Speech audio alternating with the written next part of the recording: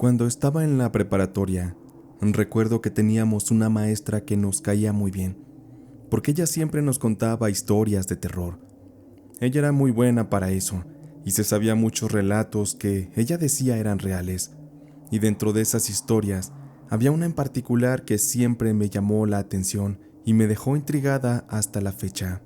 En aquella historia los acontecimientos le ocurrieron a Gloria, una chica adolescente que estaba por cumplir años y que curiosamente también había estudiado en la misma prepa donde yo estudiaba.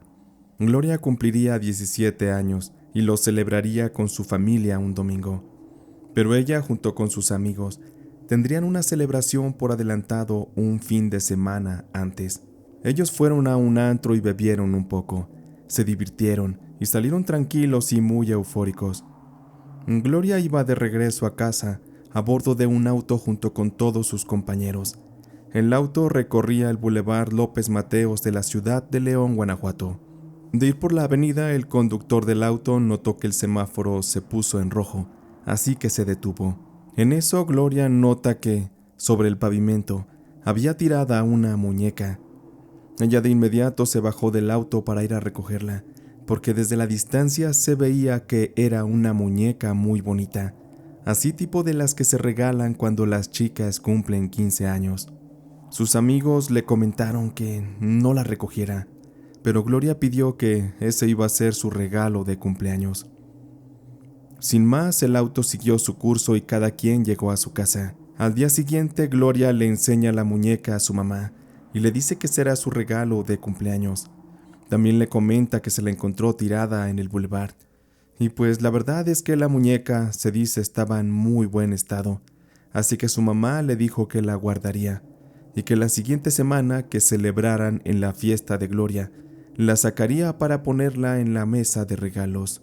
La mamá de Gloria metió la muñeca al cuarto y se olvidaron un rato del tema. Pasaron una tarde tranquila y agradable, pero por la noche otra cosa sería, porque la mamá de Gloria, doña Paz, fue despertada por su hijo el más pequeño, Carlitos, de apenas poco más de 3 años. El pobre niño lloraba.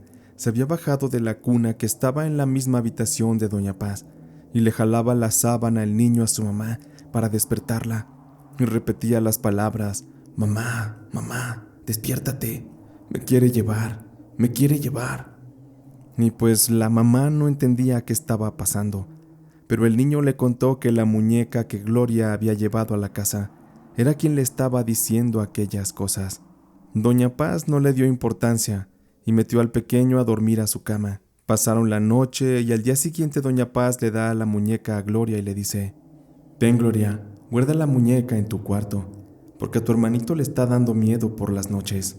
Gloria, sin problema, pensando que todo era una tontería de su hermanito, tomó la muñeca en sus manos y la metió a su cuarto para guardarla. Ellas pensaban que con eso el niño se iba a calmar, pero esa misma noche, el niño otra vez despertó a su mamá, diciéndole que la muñeca se lo quería llevar, que lo estaba asustando. Cuando doña Paz despertó, vio a la muñeca en su habitación y pensó que aquello se trataba de una broma de Gloria. Así que doña Paz agarró a la muñeca y la sacó para la sala. Al día siguiente, en cuanto vio a Gloria, le reclamó por haber metido la muñeca al cuarto donde dormía ella junto con el pequeño niño. Gloria dijo no saber nada de aquello. Ella no había metido la muñeca a la habitación de su mamá, y con eso se armó una especie de discusión por aquel tema. Pasaron los días y el día de la fiesta llegó. Se dieron los regalos y la muñeca terminó quedándose en la sala. Los niños pequeños que iban con los invitados estaban muy asustados. No se querían acercar a la muñeca. Algunos hasta lloraban de solo verla porque les daba mucho miedo. De entre los invitados hubo uno que estuvo revisando la muñeca y que era un hermano de doña Paz. El señor dijo que la muñeca traía algo, que él sentía la mala energía dentro de aquel objeto. Y como él se dice que le sabía a esas cosas de la energía y demás, pidió entre los invitados que alguien le prestara alguna medallita bendita, alguna que tuviera algún santo, un Cristo, una virgen, y que por favor fuera de oro. Allá anduvieron preguntando entre las personas en la fiesta, hasta que por fin consiguieron una medallita adecuada. Aquel señor se acercó a la muñeca y comenzó a balancear la cadenita enfrente de esta. Los invitados estaban rodeando a aquel señor y a la muñeca. Aquello parecía más un espectáculo de circo. Sin embargo, aquel hombre balanceaba la cadenita de izquierda a derecha, así como cuando se quiere hipnotizar a alguien.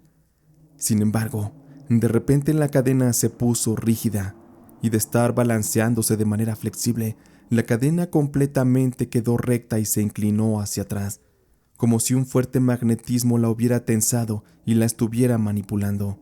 Hubo gritos de pánico de las personas que estaban ahí. Algunos decidieron incluso mejor irse de la fiesta. Aquel señor estaba impresionado de comprobar que la muñeca de verdad tenía algún tipo de brujería encima y debía ser algo muy fuerte para que la cadenita hubiera tomado aquella reacción. Él le recomendó a Doña Paz y a Gloria que no intentaran nada, que no tocaran la muñeca, que la dejaran así como estaba, en lo que conseguían a alguien que supiera más de esas cosas y les pudiera ayudar. Cuando se acabó la fiesta, Doña Paz estaba muy alterada de los nervios por la situación. Ella, sin pensarlo, agarró la muñeca y salió a la calle para meterla en el bote de basura. Con eso ella pensaba que la pesadilla terminaría. Pero en la noche, su hijo pequeño se volvió a levantar, diciendo que la muñeca se lo quería llevar. Y lloraba el pequeño hasta que despertó a Doña Paz, quien, muy molesta, le decía al niño que la muñeca ya no estaba, que ya mejor se callara y se durmiera. El niño insistió tanto que Doña Paz tuvo que encender la luz y se topó con la horrible sorpresa de que la muñeca estaba ahí dentro del cuarto nuevamente. ¿Cómo habría llegado hasta ahí? Nadie sabía, pero eso le preocupó mucho a Doña Paz y llamó de inmediato por teléfono a su hermano. Este la regañó porque él le advirtió que no hiciera nada con la muñeca. Al día siguiente, aquel hermano fue a casa de Doña Paz y juntos llevaron la muñeca a la iglesia para entregarla a un sacerdote. Dicen que cuando el sacerdote la tomó en sus manos, le cambió el semblante, como si él pudiera sentir todo el mal que habitaba dentro de la muñeca. El sacerdote estaba asustado, era evidente, pero pidió a Doña Paz y a su hermano que se la dejaran, que él se encargaría de hacer lo correcto con aquella muñeca. Realmente nunca se supo si le quitaron el embrujo, si la quemaron, la destruyeron o qué hicieron con la muñeca. Pero lo curioso es que a los pocos días de que le dejaron la muñeca a aquel sacerdote, este desapareció así sin dejar rastro. El domingo de aquella semana ya había un padre nuevo dando la misa. Se dice que aquel padre que recibió la muñeca murió por la brujería que habitaba aquel demoníaco objeto. Otros dicen que se enfermó a causa de la misma brujería de la muñeca y que prefirieron guardar aquello por debajo del agua para que no se hiciera un escándalo. El final de aquel padre es un misterio hasta la fecha. También cómo terminó aquella muñeca es algo que no sabremos. Pero ese fue el fin de la historia que aquella maestra nos contaba, una de tantas que recuerdo muy bien. Por eso esas tardes en la prepa son las más aterradoras que jamás haya vivido. Quiero saludar a la comunidad y a Diego por tan buen canal. Pasen buenas noches. Mi nombre es Beatriz y soy del Salvador. El día de hoy les compartiré una de muchas historias tristes que sucedió en la guerra aquí en El Salvador. La guerra comenzó por allá del año 1980 y terminó en 1992. En estos años murieron tantas personas inocentes. Fueron años terribles y muy difíciles para El Salvador. En esos ayeres reclutaban incluso a niños de 9 años de edad en adelante para formar parte de aquella guerrilla. Los soldados se metían a las casas y destruían todo a su paso. Mi madre me cuenta que a veces se metían a las casas a violar a las jovencitas, a cualquier mujer que encontraran. Ella me cuenta que dormían bajo las camas para evitar que alguna bala llegara a ellas o a sus hermanos. El novio que tenía mi madre en aquel entonces murió en la guerra. Él era solo un adolescente de 15 años que habían reclutado para pelear y nunca encontraron su cuerpo. Muchas personas fueron fusiladas solo porque sí, sin razón aparente o quizá hasta por diversión. Familias enteras fueron arrebatadas de sus vidas. Fue un tiempo de verdad muy triste y muy difícil. Hago énfasis en eso porque la historia que les quiero contar tiene que ver con la guerra. En el año 2019, mi esposo salió del país por cuestiones de trabajo y su retorno estaba programado para dentro de un año. Cuando él se fue, nuestro hijo apenas era un bebé de un mes de nacido. Mi madre me preguntó que si quería pasar un tiempo en su casa en lo que regresaba mi esposo, a lo que respondí que sí. Sus cuidados me vendrían bastante bien porque, como saben, cuidar de un bebé es bastante complicado. Mi madre vive en un pequeño pueblo del departamento de Cabañas. Ese pueblito fue uno de los más afectados en la guerra. De hecho, aún hay tipos de bombas que por alguna razón no las activaron y hoy son parte de la historia. Yo tomé mis cosas y a mi bebé y me fui a la casa de mi madre. Me instalé y al pasar de las noches, algunas veces me despertaba por la madrugada. La primera vez que ocurrió, escuchaba yo los pasos de alguien que merodeaba el lugar, y después de eso, comenzaba a escuchar quejidos y después el llanto de una mujer. Mi mamá tiene un patio muy grande, y justo de atrás de ese último muro provenían los llantos. Me dio mucha tristeza, porque creí que había algún vecino que golpeaba a su mujer. Y es que en aquellos lugares el hombre tenía esa autoridad, y pocas veces se le reclamaba la violencia contra las mujeres. Pasaron más noches, y yo seguía escuchando los mismos llantos, y presenciaba yo el sufrimiento de aquella mujer. Un día le comenté a mi madre acerca de aquello que yo escuchaba por las noches. Aún recuerdo que me sorprendí por la respuesta que ella me dio cuando le pregunté: «Oye, mamá, ¿y ese señor que vive acá atrás del muro? ¿Será que le pega a la muchacha o por qué llora tanto ella y el bebé?». Mi madre, muy sorprendida, me respondió: «Ay, hija, detrás de ese muro no hay nada más que maleza. Ese es un terreno baldío, nadie vive ahí detrás». Y yo le dije a mi mamá que claramente escuchaba llorar a una mujer todas las noches, y mi madre me dijo: «Ven, hija, y siéntate. Te contaré la desgracia que pasó en ese terreno para el tiempo de la guerra. Quizá eso explique lo que has estado escuchando». En palabras de mi mamá se me contó que, hace muchos años, había muy pocas casitas en aquel pueblito, y justo en ese terreno había una pequeña y muy humilde casita donde vivía una muchacha, su esposo y su pequeño bebé de apenas meses de nacido. Lamentablemente el esposo de aquella mujer fue reclutado para la guerra por el ejército, y aquella mujer se quedó completamente sola y desprotegida con su bebé. Un día por la noche unos hombres armados se metieron a esa humilde casita, tumbaron la puerta y sin piedad golpearon y violaron a la pobre muchacha.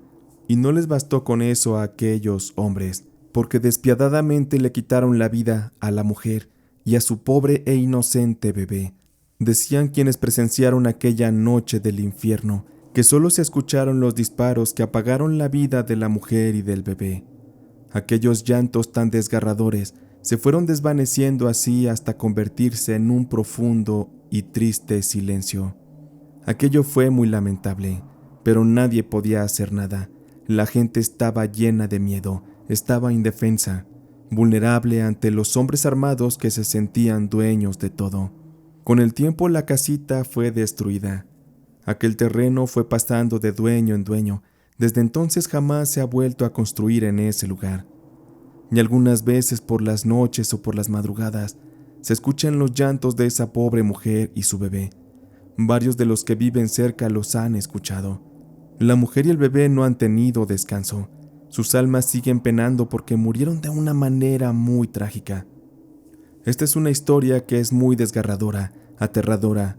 Es una historia totalmente real. Una de tantas historias lamentables que sucedieron para la guerra aquí en El Salvador.